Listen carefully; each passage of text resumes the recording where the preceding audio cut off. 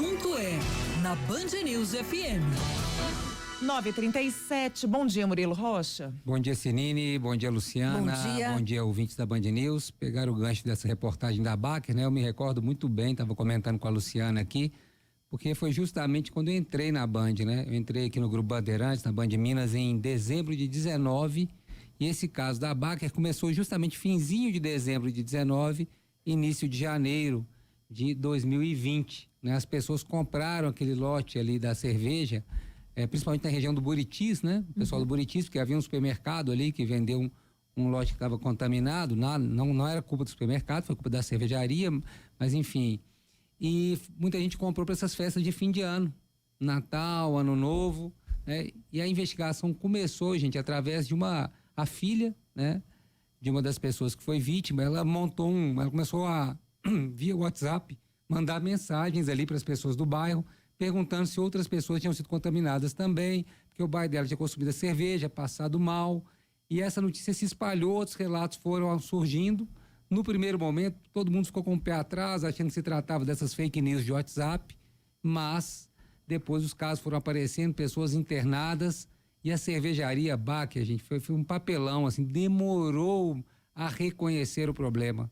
Demorou muito a reconhecer o problema. Só quando era insustentável mesmo, polícia em cima e tal, aí sim a Baker reconheceu que havia um problema. Mas mesmo assim se comunicou muito mal, ficou muito marcado esse caso. Para mim, se comunicou mal, ninguém falava da empresa, não dava a menor satisfação. Chegaram a culpar os clientes, depois supermercados, enfim. A cervejaria custou assumir que tinha um problema, né? Aí depois a polícia descobriu que havia um vazamento num tanque, enfim, que uma substância que a Baker dizia que não usava, estava sendo usada e contaminando a cerveja via um vazamento. Era uma substância, né, para evitar ali o congelamento. Dietileno glicol. Exatamente. Então, assim, foi um caso muito triste. Algumas pessoas morreram, outras tiveram complicações permanentes ou por muito tempo, né? Foi impressionante o estrago que causou e ainda as pessoas estão aguardando, muitas delas, indenizações e o processo criminal, né? Lembrando como a empresa entrou em recuperação judicial, acabou adiando esse processo aí de pagamento de indenizações, né? Um pouco similar a esse caso da 123 milhas também, né? Que as pessoas tomaram o calote, a empresa entrou em recuperação judicial e negociou e pagarem até 9, 10 anos, né? Ou seja, o calote que deu nas pessoas, aí o dinheiro que pegou das pessoas e não ofereceu a viagem. Mas realmente esse caso Baker, né, vai continuar mostrando todo o desenrolar desse processo, tanto na área civil, né, das indenizações, quanto também na área criminal de responsabilização aí dos envolvidos, né? A Baker já até voltou a funcionar, vender cerveja, você já vê novamente nos supermercados aí, as cervejas Baker, né? Ela ganhou essa autorização da justiça para voltar a funcionar, mas foi um caso marcante, principalmente que ainda a cerveja que apresentou problema era a Belo Horizontina, né? Tinha esse rótulo, Belo Horizontina, era uma cerveja, tinha um preço acessível, era uma cerveja que estava, vamos dizer, sendo muito vendida na época, muito consumida, e acabou causando essa tragédia, né? Aqui, essa contaminação. Como eu disse, algumas pessoas morreram e outras ficaram com complicações aí pro resto da vida, ou complicações graves que demoraram a se recuperar. Eu lembro de um sujeito, ele sempre dava entrevista, um cara forte, que ele ficou assim, magro, não conseguia andar, dificuldade na fala. Você via as entrevistas dele, dava dó, assim, ele botava as fotos do lado, né? Ele virou uma outra pessoa, espero que hoje já esteja totalmente recuperado, mas é marcante para mim, além de, né, como jornalista, na minha história também, porque foi justamente quando eu entrei aqui na Band. Era o professor do FMG, Cristiano Mauro. Exatamente, Cristiano Mauro. Bem lembrado, professor do FMG, Cristiano Mauro, isso mesmo, Senine. Então foi muito marcante, 5 anos desse caso emblemático aqui, né? Da cerveja Belo Horizontina, produzida pela Baker na ocasião. Falando de outro assunto importante, questão do prefeito, né, gente? O prefeito Fuad tinha apresentado uma melhora, teve uma recaída, foi entubado novamente ontem à noite e hoje de manhã, já não sei se já passou ou vai passar ou está passando por um processo de traqueostomia, né? Dizem que é comum quando você tem mais de uma intubação seguida, não é bom a questão da intubação, porque ela pode trazer complicações, inclusive infecções. Então, por isso, a opção pela traqueostomia, né? Falam que é para ele respirar melhor, ele está precisando de uma respiração mecânica, né? Ou seja, artificial, não está dando conta de respirar sozinho, então ele foi entubado novamente, mas eles vão fazer uma traqueostomia em vez de manter a intubação, que além de agressiva, ela pode trazer complicações como infecções e tal. Então, é um procedimento mais ou menos comum nesse quadro, mas é um quadro grave, né, que o prefeito apresenta. O prefeito tem 77 anos, passou por um tratamento de câncer e desde então parece que está com uma imunidade muito baixa, porque teve 2 quadros aí de pneumonias praticamente seguidos. Teve a questão do problema dos pés, das mãos, né? Um inchaço dos pés, das mãos, problema na voz. Desidratação, sangramento intestinal em decorrência dos anticoagulantes. Ou seja, um quadro super frágil, né? Instável, assim. Acaba, como ele está passando muito tempo no hospital, muita medicação, uma coisa acaba afetando a outra e meio um efeito dominó. A gente torce pela rápida recuperação do prefeito, né? Mas também entendemos desse momento delicado aí que ele precisa de atenção e realmente completamente desligado hoje, né? Das funções administrativas da prefeitura, está a cargo do vice-prefeito Álvaro Damião, prefeito em exercício, que hoje acho que concede sua primeira coletiva no cargo. Vai falar sobre o Carnaval de Belo Horizonte, o Álvaro Damião, né? Ele sempre, a gente repara um certo constrangimento nele ao fazer essas entrevistas, né? O Álvaro está sempre ali meio, justamente por essa situação do FUAD, né? Realmente é ruim para ele ali, porque as pessoas sempre perguntam, né? E claro que ele torce pela recuperação do FUAD, mas não há outra maneira, né? Ele foi eleito como vice, ele tem que assumir essas funções e tocar a prefeitura mesmo, e tudo indica por um tempo maior, né? Porque o prefeito, mesmo se recuperando, vai demorar aí para poder exercer plenamente o cargo de prefeito. É o que a gente torce que ocorra, mas a gente tem que ser realista também e entender que isso não vai ocorrer num curto prazo. Então, a situação da prefeitura é essa. E por fim, só para finalizar, Sinine, ontem a gente estava comentando, e a gente até trouxe uma entrevistada para falar dessa questão das checagens, da importância dessas checagens nas redes sociais, né, serviços de checagens. Há sempre aquela pergunta, e é uma pergunta, eu acho honesta, né? Quem checa, afinal, né? Quem está checando? E aí são empresas, são jornalistas, são programadores, são, né, pessoas que são pagas para fazer essa checagem. E a checagem, gente, às vezes nem é para falar. Tem muita gente que acha que as checagens são enviesadas.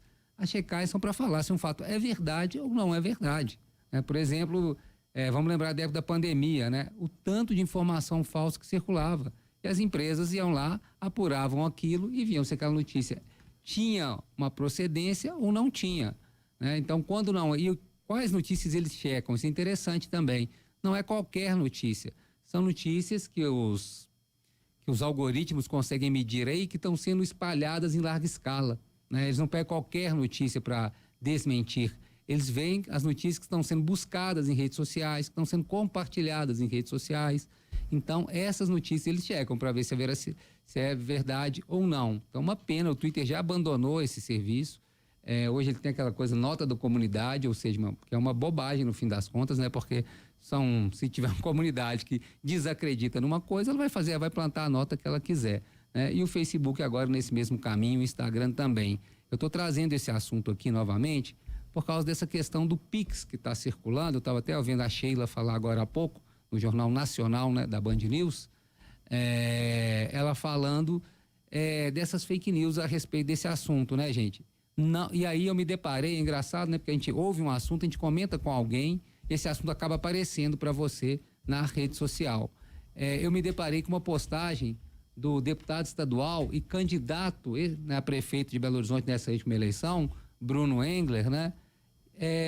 Propagando mentiras, né? Assim, induzindo, na verdade, ele faz uma construção na postagem, induzindo a quem lê aquilo acreditar numa coisa que não vai ocorrer, que é a cobrança, né, de taxação ou de tributos ali em cima dos PIX acima de 5 mil reais, né? Isso é mentira, gente. Não vai haver tributação, taxação, se você fizer uma transação de um PIX de 5 mil reais. O que está mudando é a fiscalização. Monitoramento. Né? Monitoramento. Se eu mandar aqui um PIX de 5 mil reais para a Sinine, vai constar lá na Receita que Murilo Rocha Barbosa, CPF X, fez um PIX de 5 mil reais para Maria Fernanda Sinine e tal, que recebeu tal. Para a Luciana foram 15 mil reais. Aí, por exemplo... É isso aí. Isso vai constar, essas informações, é isso. E não haverá nenhuma tributação em cima disso. Claro que é uma forma da Receita monitorar, como disse a Luciana, as transações e cobrar impostos quando devidos, né? Quando devidos. Se o cara está ali ocultando patrimônio, alguma coisa nessas transações, é uma forma do governo pegar a sonegação de tributos. Não há uma tributação a mais em cima dessas transações. Isso está sendo divulgado, né, de forma aí, em larga escala. Eu volto a falar, eu falei desse assunto que eu vi o candidato a prefeito de Belo Horizonte nessa última eleição, candidato derrotado, Bruno Engler, deputado estadual, uma postagem no Instagram falando mais fiscalização e depois vem a cobrança. Não. Isso não é verdade, gente, né? Não é verdade. Ele não afirma, ele fez uma construção também, isso que eu falo assim, né? Como é perigoso esses discursos, né? Porque se você ler lá e se ele tivesse aqui sendo entrevistado, ele ia falar, mas eu não estou falando que vai cobrar. Ele dá a entender que num futuro ele faz uma construção no post dele, dando a entender para quem lê que o governo está criando alguma coisa para cobrar depois, né? O que não é verdade. O que tem de fato hoje é essa ampliação da fiscalização e do monitoramento. Isso sim é um fato. Só para complementar, Murilo, a Advocacia Geral da União notificou ontem a Meta pedindo para que retire, né? Ela retire do Facebook, do Instagram, um vídeo atribuído ao ministro da Fazenda, Fernando Haddad. Esse vídeo foi totalmente adulterado pela inteligência artificial. E essa ordem, né, dada pela Advocacia Geral da União deve ser cumprida em 24 horas. Esse vídeo distorcido com uma voz, né, programada aí pela inteligência. Simulando a voz do Haddad. Simulando. Além disso, da taxação do Pix, ele diz, por exemplo, que o governo vai criar um imposto pré-natal para gestante, o que é um absurdo, isso nunca foi dito. Imposto para cachorro, porque lembra do chip do cachorro que o presidente anunciou no fim do ano, que os cachorros passariam a ter uma identidade? E aí muita gente falando, isso é para cobrar imposto. Não tem imposto para cachorro de estimação e nem taxação de Pix. Então, além de tudo isso, a Advocacia Geral da União teve que entrar com uma ação contra a Meta, pedindo para que esses vídeos sejam retirados em 24 horas. Olha como é grave, né, gente? Olha como é grave, como tem que ter regulação, como tem que ter moderação e como tem que ter checagem. Senão, exatamente hoje com a inteligência artificial, nessa deepfake, a pessoa simula lá, bota a minha cara, a sua, de qualquer pessoa, botaram do ministro, um vídeo dele, adulterando a voz, né? Simulando ali que ele estava fazendo um discurso que ele não fez. E isso corre, a gente sabe como se espalha rapidamente, né? E ainda encontra convicção de pessoas que querem acreditar naquilo, né? Que por alguma razão não gostam do governo A, B ou C, então aquilo é incorporado, né? Isso é muito grave e eu acho que agentes públicos, e eu faço questão de citar aqui o deputado estadual Bruno Engler, tem que ter muita responsabilidade sobre isso. Uma coisa é luta política, uma coisa é oposição política, outra coisa é sujeira, é desonestidade, é inverdade, mentiras, fake news, canalice, isso é outra coisa. E essas coisas têm que ser, né, punidas, têm que ser reguladas, não podem ser permitidas que ocorram dessa forma, senão vira realmente uma terra de ninguém. Já é uma terra de ninguém essas redes sociais, né? Mas assim, tem que ter algum tipo de regulação, de moderação, de checagem. Esse caso do Pix aí que está circulando ilustra muito bem o que está acontecendo. E só mais um adendo aqui, Murilo. Quem é que vai responder por isso? Hoje é o que está sendo discutido no STF, né? É a Meta que vai responder por colocar um vídeo, permitir que um vídeo adulterando a fala de um ministro... Vídeo sabidamente inverídico, né? Quem é que vai pagar por esse crime?